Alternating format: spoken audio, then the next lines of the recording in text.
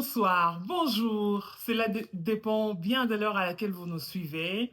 Merci et bienvenue sur ma chaîne YouTube. Si c'est pour la première fois que vous me suivez, je m'appelle Patricia Mwanza. Je suis créatrice de contenu et je vous souhaite la bienvenue sur ma chaîne YouTube. Ici, c'est Mwanza Thoughts. Chez Mwanza Thoughts, nous partageons nos expériences. Chez Mwanza Thoughts, je vous dis ce que je pense d'une situation ou d'une autre. Et vous, dans le fil de commentaires, vous me dites ce que vous en pensez également. Bienvenue sur ma chaîne. Vous êtes la bienvenue. Vous pouvez aimer, vous pouvez partager avec plusieurs et vous pouvez placer sur le fil de commentaires ce que vous en pensez. La semaine dernière, je suis allée à une fête d'anniversaire d'un enfant qu'on attendait depuis plusieurs années de mariage, plus de 11 ans de mariage. C'est après que cet enfant-là est venu. Cela m'a beaucoup inspirée et je me suis dit de venir partager ces moments avec vous. Vous parler un tout petit peu de ce que moi j'ai compris comme étant une personne qui est passée par la situation de la stérilité.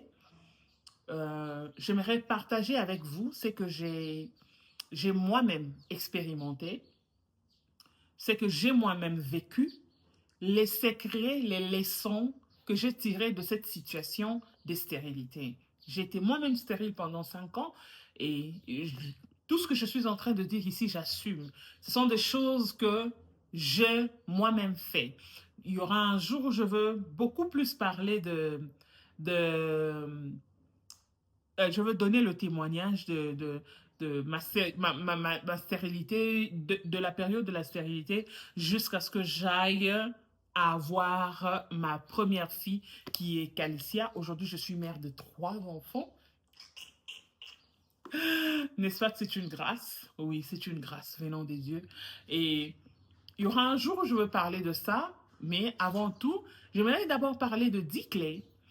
10 clés qui nous permettent de traverser cette situation de stérilité jusqu'à ce que nous allons arriver euh, au bon port. Le bon port, ça veut dire jusqu'à ce qu'on aura à toucher le fruit de nos entrailles entre nos mains. Chose qui n'est pas facile, c'est pas de la blague. Ce n'est pas fait pour tout le monde.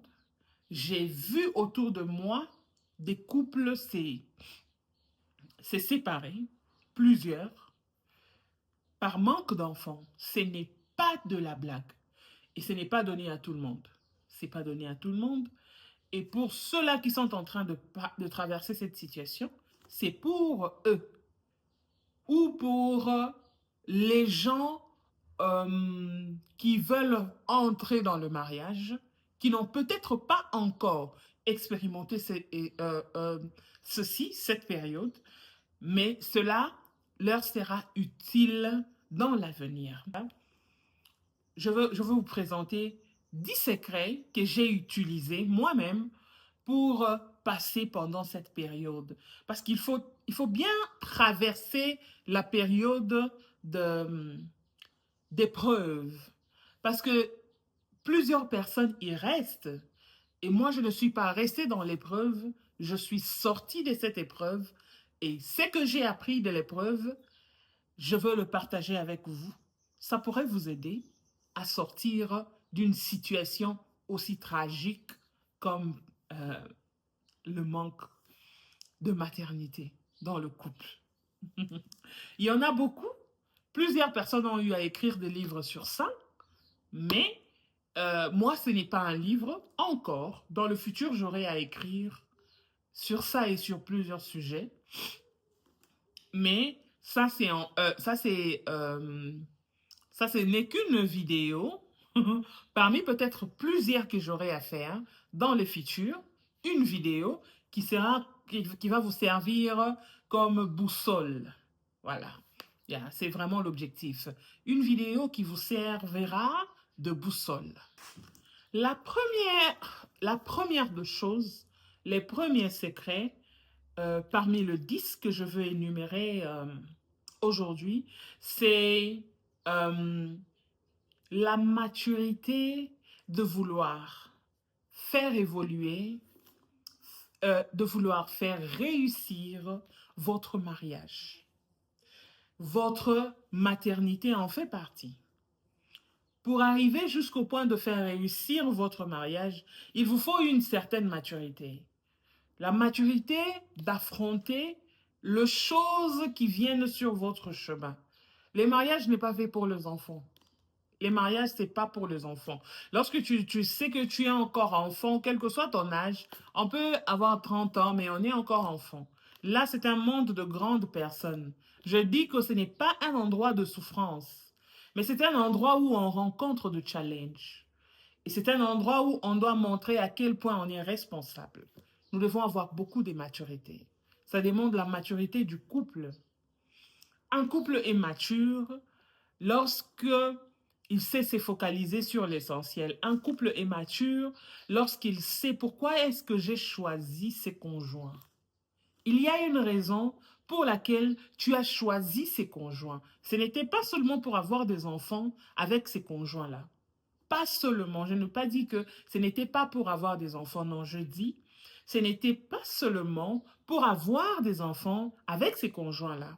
C'était pour une toute autre raison, peut-être, parce qu'elle est ma paix, parce qu'à chaque fois que je retourne dans ses bras, je me sens mieux, parce que dans ses bras, j'ai la sécurité, parce que cette personne me protège, parce que cette personne m'a montré à quel point il peut sacrifier pour moi. Parce que cette personne a été avec moi pendant les moments les plus difficiles de ma vie. Et si on ne garde pas ce genre de personnes, qui est-ce qu'on va garder? Alors, la détermination dans un couple, la détermination de faire réussir le couple est aimée, je pense, d'une très grande maturité.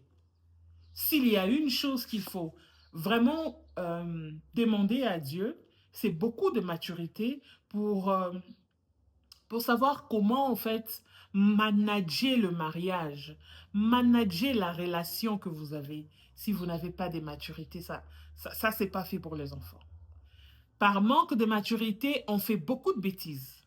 Et lorsqu'on est mature enough, lorsqu'on sait pourquoi est-ce qu'on a aimé la personne, lorsqu'on a des raisons pour lesquelles nous avons aimé cette personne-là, ça change la donne. Ça change la donne, je vous jure.